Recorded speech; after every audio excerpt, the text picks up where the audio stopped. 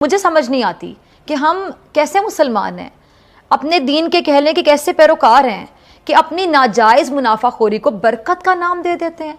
लालच से हमारी राल टपकने लगती है। इंसानियत, गरीबों का एहसास, रवादारी, ये सब हमें किताबी और शायद बेकार बातें लगती हैं। और कितने अफसोस की बात है कि गैर मुस्लिम ममालिक में रमज़ान मुबारक का एहतराम करते हुए मुसलमानों के लिए चीज़ें सस्ती कर दी जाती हैं, और हमारे मुल्क में हमारे मुसलमान भाई रमज़ान आते ही चीज़ों की कीमतों को आसमान पर पहुंचा देते हैं। अफसोस किया जा सकता है। बल्कि अगर मैं कह दूं कि डूब मरने का मुकाम उन लोगों के लिए, तो गलत नहीं होगा, ये तल्ख जुमला नहीं होगा। उनके लिए बिल्कुल ठीक है, फिट आएगा कि डूब मरने का मुकाम है ऐसे लोगों के लिए जिन्हें शर्म नहीं आती। महंगाई हम करते हैं, ज़ख़ीरा अंदोज़ी, नाजायज़ मुनाफाखोरी से हम पेट भरते हैं, और उन लोगों का जिनका हमें एहसास करना चाहिए उनका ख्याल नहीं करते हैं, और अपनी फिर तमाम जो मुश्किलों का ज़िम्मेदार है हम आराम से 1 मिनट में बल्कि 1 सेकंड में हुकूमत को करार देते थे कि हुकूमत की वजह से, गवर्नमेंट की वजह से। हुकूमत भी ज़िम्मेदार है, क्योंकि ये उनकी ज़िम्मेदारी है, गवर्नमेंट की, उसकी ज़िम्मेदारी के नाजायज़ मुनाफाखोरी का किसी तरह रास्ता रोके, कीमतों में इस्तेहकाम लेकर आए, ताकि आवाम की जान इस महंगाई से छूट सके। जो उनके लिए जान के लिए कह दूँ कि जान के लिए ज़ाब बनी हो तो गलत नहीं होगा, और आवाम जिस चीज़ पर हाथ रखते हैं वो महंगी हो जाती है। आपको पता है कि कोरोना भी है, बेरोज़गारी है, कारोबार ना होने के बराबर है, आमदनी कम हो गई है, महंगाई महंगाई महंगाई है, और महंगाई कंट्रोल नहीं हो रही। खाने का तेल महंगा है, फल महंगे हैं, सब्ज़ी महंगी है, और वो जो गरीब की डिश कहलाने वाली दाल है वो महंगी है, आटा महंगा है, चीनी महंगी है। कोई चीज़ है सस्ती? बिल्कुल नहीं। और हाँ, चीनी से मुझे याद आया कि हुकूमत ने रमज़ान शुरू होने से पहले शुगर माफिया के गिर्द जो शिकंजा है वो कस दिया था ताकि लोगों को चीनी सस्ती मिल सके। लेकिन चालाक माफिया ने हुकूमत के सारे शिकंजे लगता है कि तोड़ डालें। चीनी ना सिर्फ महंगी बिक रही है बल्कि मार्केट से गायब हो गई है। अब कहाँ जाए गरीब?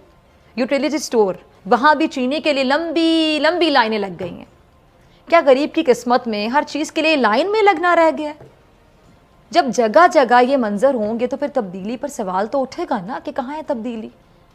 और ये दुरुस्त बात है, जो अगर जायज़ बात की जाए कि वज़ीर आज़म साहब को गरीबों का एहसास है और उन्होंने एहसास प्रोग्राम भी शुरू किया है। वो चाहते हैं कि मुल्क में कोई भी शहरी भूखा न सोए, पनागाह, लंगर खाने जैसे प्रोग्राम शुरू किए हैं ताकि गरीब का पेट भर सके। लेकिन वो मुतवसत तबका जो पहले किसी न किसी तरीके से घर का राशन डाल लेता था, अब उसको वही राशन लेने के लिए अपनी आमदनी के अलावा कर्ज उठाना पड़ता है। वो तबका कहाँ जाए, किससे फरियाद करे? और ये बात भी दुरुस्त है कि माजी की हुकूमतों की लूट मार ने आज हमें ये दिन दिखाया है। लेकिन अब तहरीक इंसाफ की हुकूमत है तो इस महंगाई का खात्मा भी तहरीक इंसाफ की जिम्मेदारी है। पुरानों पर जिम्मेदारी नहीं डाली जा सकती क्योंकि हुकूमत आपकी है। इसलिए महंगाई को हुकूमत के लिए सबसे बड़ा चैलेंज कहा जाता है, क्योंकि महंगाई ने आवाम की कहने की कुव्वत ख़रीद को ख़त्म कर दी है। और यही वजह है कि आम आवाम को इससे कोई सरोकार नहीं कि लीडर ऑफ द हाउस कौन है, चेयरमैन सेनेट कौन है, पीडीएम में किसकी लड़ाई हो गई, किसकी नहीं हुई। आवाम को इससे कोई लेना देना नहीं है। आवाम के नज़दीक वही हुक्मरान बेहतरीन होगा जो डिलीवर करेगा, जो आवाम की फलाह बहबूद के लिए काम करेगा। और यह भी हकीकत है कि इमरान खान साहब ने डूबती मईशत को एटलीस्ट सहारा देने की कोशिश की है, मुल्क को FATF की ब्लैक लिस्ट में जाने से बचाया है, वरना मुल्क में महंगाई और भी ज़्यादा तबाही मचाती। वज़ीर आज़म ने कह लें कि करंट अकाउंट जो खसारा है उसको ख़त्म किया है, और ये बड़ा काम है, यकीनी तौर पे बड़ा काम है। लेकिन एक बड़ा सवाल, इन सब का आवाम को क्या फ़ायदा? आवाम को इन सब का क्या फ़ायदा जब उन्हें हर चीज़ मिलनी ही महंगी और मिल रही है महंगी? इन कामों के समरात अब तक गरीब आदमी तक क्यों नहीं पहुंचा सकी हुकूमत? ये महंगाई का तूफ़ान ही है ना जो 2 वज़रा ख़जाना को अपनी सुनामी में बहा कर ले गया। और वज़ीर आज़म इमरान खान साहब इंतखाबात से पहले क्या कहा करते थे कि उनके पास बेहतरीन और काबिल मुआशी टीम मौजूद है। लेकिन जब असल इम्तिहान शुरू हुआ तो उसी मुआशी टीम के खिलाड़ियों को एक एक करके महंगाई ने क्लीन बोल्ड कर दिया। और अब तो सोने पर सुहागा ये कि वज़ीर आज़म साहब फरमाते हैं कि हमारी मुआशी टीम को यही नहीं पता कि मईशत बदहाली का शिकार क्यों है। यानी जिस मरज़ को जड़ से पकड़ा ही ना जाए तो फिर ऐसे मरज़ की क्या दवा होगी, और क्या कोई इसका इलाज करेगा? कोई क्या इलाज करेगा इसका? वज़ीर आज़म को बहुत अच्छे से अंदाज़ है कि इस वक्त महंगाई जो है वो सबसे बड़ा चैलेंज है उनकी हुकूमत के लिए, जिससे हर सूरत निमटना भी है हुकूमत करने के लिए। वरना आने वाले वक्तों में हुकूमत के लिए जो अगला इंतखाब है बहुत मुश्किल हो जाएगा। लेकिन लग ऐसा रहा है कि वज़ीर आज़म इमरान खान साहब को जानबूझकर मुश्किल में डाला जा रहा है। ये एक हकीकत है, गौर कीजिएगा। वज़ीर आज़म जब भी, आप ज़रा सोचिए कि वज़ीर आज़म जब भी किसी चीज़ की कीमत बढ़ जाने का नोटिस लेते हैं तो क्या होता है, कीमतें उतनी ज़्यादा आसमानों से बातें करने लगती हैं। अब ज़ाहिर सी बात है कि वज़ीर आज़म हमेशा माफिया के खात्मे की बात करते हैं, और ये माफिया ही है जो हर शोबे में बाकायदा कहते हैं कि सांप बन के बैठा हुआ है। ये माफिया नहीं बर्दाश्त करता है, कैसे बर्दाश्त कर सकता है कि उसके काले धंधे पे हुकूमत के डंडे बरसना शुरू हो जाएं। सो इसीलिए सारा माफिया हुकूमत को नाकाम करने के लिए चक्कर चला रहा है।